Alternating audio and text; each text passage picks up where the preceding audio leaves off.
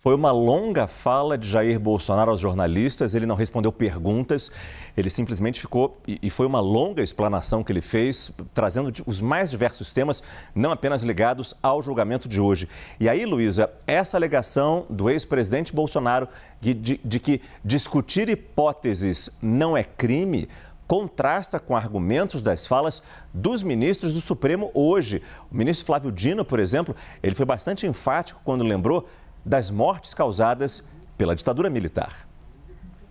Exatamente, Márcio. O ministro Flávio Dino, ao votar, falou: golpe de Estado é coisa séria, né? E a questão da tentativa do crime ou do crime consumado vai ser, sim, um dos principais focos dos debates daqui para frente. O próprio ministro Fux disse não ter clareza sobre qual a linha que divide, né, a tentativa do crime consumado. Agora, a questão do golpe de Estado é bastante delicada, Márcio, porque na legislação, pelo que dizem ali nos bastidores do Supremo Tribunal Federal, só pode existir a tentativa, né? Porque se o crime for consumado, não existe mais democracia, não estaria havendo esse julgamento, provavelmente o Supremo Tribunal Federal não estaria julgando esse caso do ex-presidente Jair Bolsonaro e nem nós estaríamos aqui como imprensa, talvez falando sobre esse caso na medida em que os jornalistas e a imprensa de uma forma geral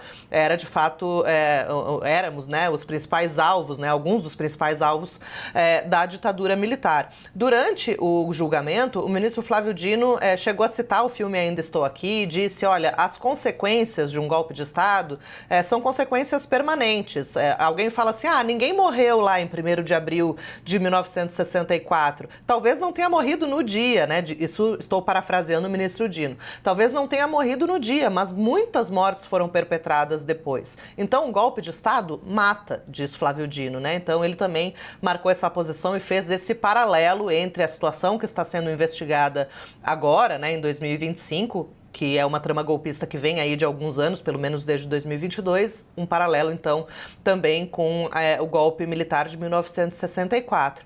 Agora, justamente os debates, como eu falei, Márcio, e que foi também uma ponderação do ministro Fux, é justamente em que medida esse grupo, de fato, começou os atos executórios, né, desse planejamento golpista. E na avaliação da Procuradoria-Geral da República e dos ministros também que votaram hoje na primeira turma, é de que, de fato, o plano começou a ser executado, né? Então, eles têm ali evidências bastante claras de que, por exemplo, agentes da Agência Brasileira de Inteligência do governo Bolsonaro monitoraram autoridades, né? Tinha ali pontos, né, dessa trama golpista que de fato começaram a ser de fato feitos, né, mobilizar a militância bolsonarista para ficar ali acampada, né, para ficar reiteradamente dizendo que teria havido algum tipo de fraude na eleição.